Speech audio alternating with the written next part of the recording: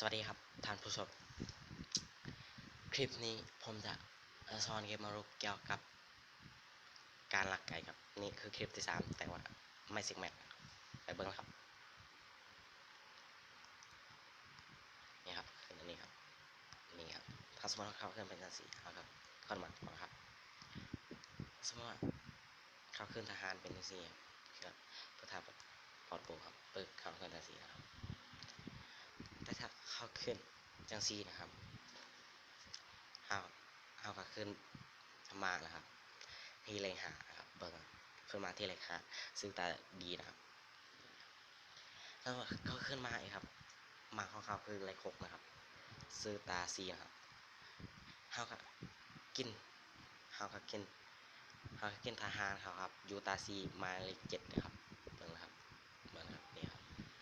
มันจะซิกแมทนะครับซิกแมทโอเปอร์แมทนะครับซิกโบแมทครับมันจะขึ้นไปจังสีนะครับแต่ถ้าสมมติว่าเขากินอันนี้นะครับถ้าเขากินเขาก็กินครับเมื่อมันไฟสกากินครับเพราะเห็นว่าตัวนี้เป็น